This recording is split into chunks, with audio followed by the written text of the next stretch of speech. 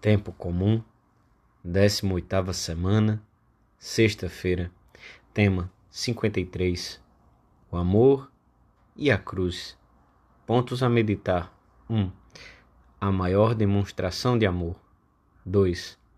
O sentido e os frutos da dor. 3. Sacrifícios procurados voluntariamente. Pelo sinal da Santa Cruz, livrai-nos Deus, nosso Senhor, dos nossos inimigos. Em nome do Pai, do Filho e do Espírito Santo. Amém. Meu Senhor e meu Deus, creio firmemente que estás aqui, que me vês, que me ouves. Adoro-te com profunda reverência. Peço-te perdão dos meus pecados e graça para fazer com fruto este tempo de oração. Minha Mãe Imaculada, São José, meu Pai e Senhor, meu anjo da guarda, intercedei por mim.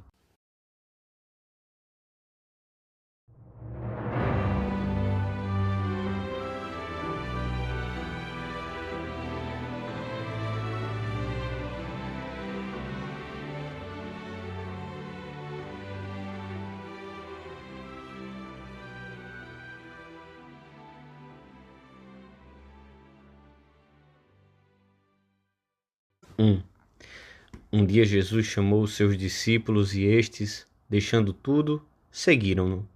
Passaram a acompanhar o Mestre pelos caminhos da Palestina, percorrendo cidades e aldeias, compartilhando com ele alegrias, fadigas, fome, cansaço.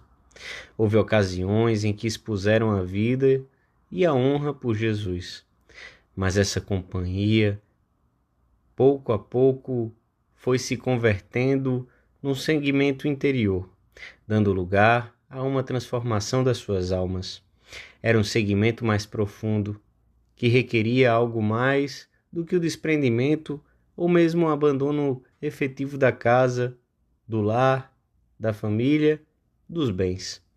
Assim manifestou o Senhor, como lemos no Evangelho da missa de hoje.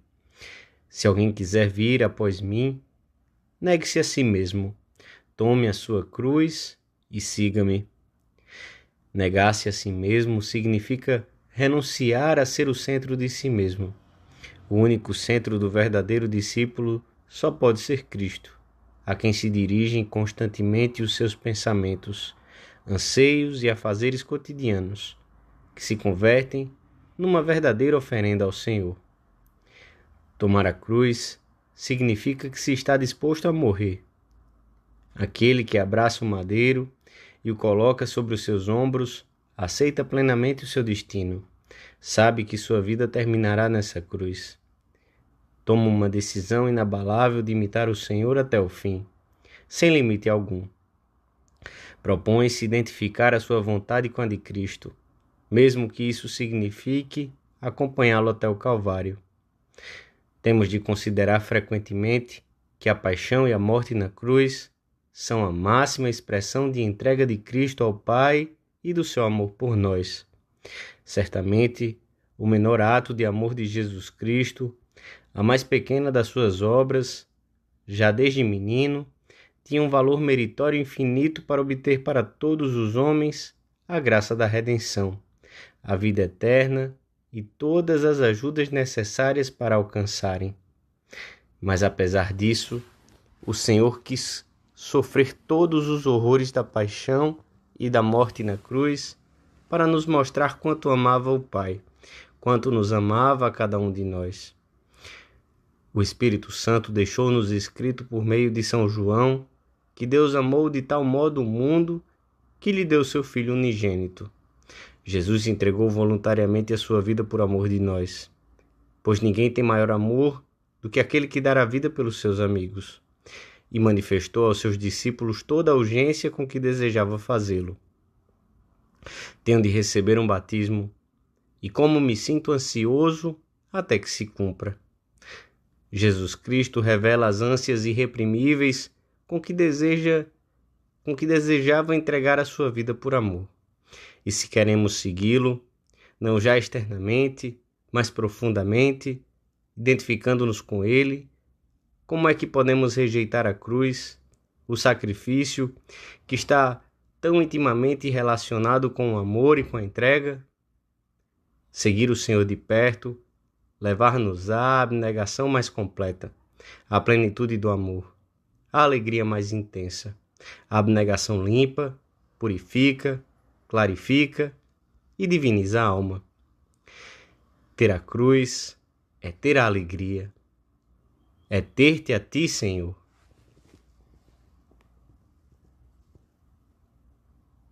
Dois. Conta-se de uma alma santa que, ao ver como todos os acontecimentos lhe eram contrários e que a uma prova se sucedia outra e a uma calamidade um desastre ainda maior, voltou-se com ternura para o Senhor e perguntou-lhe: Mas, Senhor, que foi que te fiz? E ouviu no seu coração estas palavras: Amaste-me. E encheu-se de uma grande paz e alegria. Na nossa vida teremos penas, como todos os homens. Se vierem contradições, fica certo de que são uma prova do amor de Pai que o Senhor tem por ti. São ocasiões inigualáveis para olhar com amor para um crucifixo e contemplar a figura de Cristo, para compreender que Ele, do alto da cruz, nos está dizendo: A ti, amo-te mais. De ti, espero mais. Talvez tenhamos motivos para dizer-lhe: Senhor, que foi que te fiz?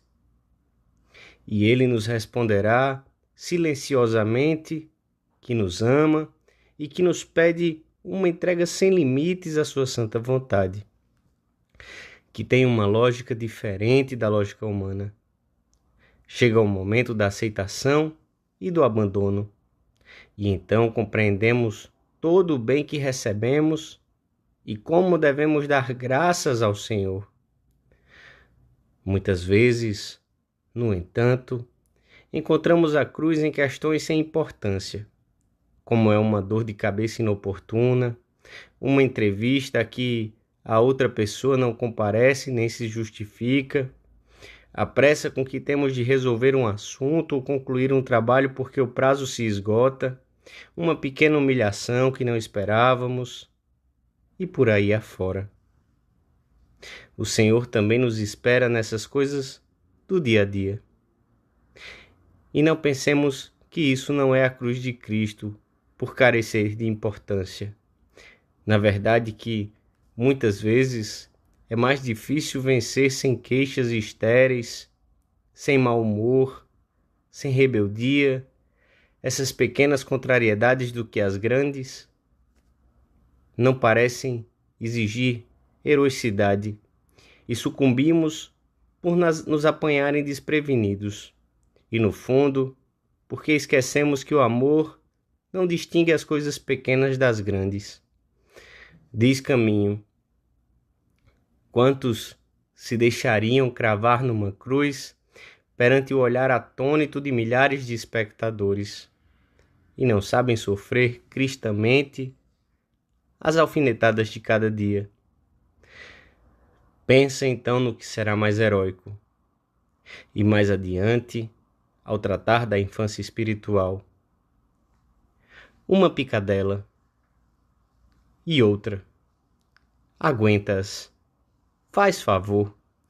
Não vês que és tão pequeno que só podes oferecer na tua vida, no teu pequeno caminho, essas pequenas cruzes?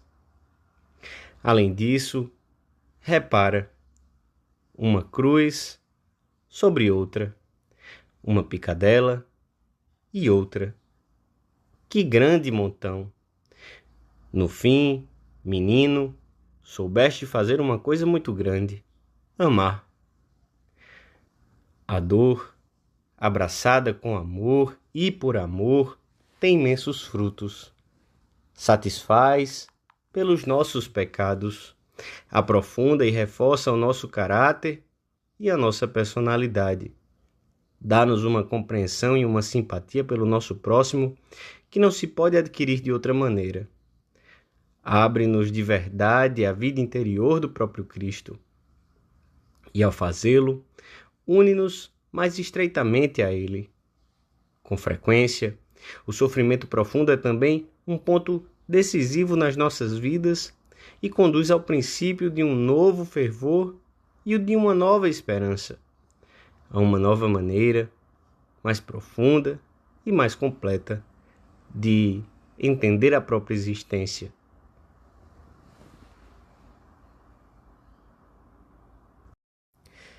Três. Se alguém quiser vir após mim, não desejamos outra coisa no mundo a não ser seguir Cristo de perto. Não amamos nenhuma outra coisa, nem a própria vida, mais do que esta: identificar-nos com Ele, tornar próprios os seus desejos e os seus sentimentos que teve aqui na terra. Estamos junto dele, não só quando tudo nos corre bem, mas também quando aceitamos com paciência as adversidades, contentes de poder acompanhar o Senhor no seu caminho para a cruz. Mas se nos limitássemos apenas a esperar as tribulações, as contrariedades, a dor que não podemos evitar, faltaria generosidade ao nosso amor. Cairíamos na atitude de quem quer contentar-se com o mínimo.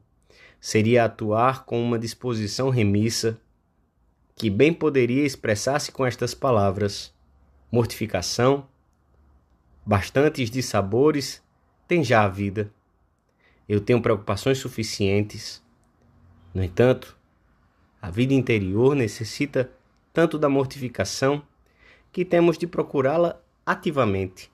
A mortificação que nos vem trazida pela vida e pelas suas circunstâncias é importante e valiosa, mas não pode ser uma desculpa para recusarmos uma generosa expiação voluntária que será sinal de um verdadeiro espírito de penitência.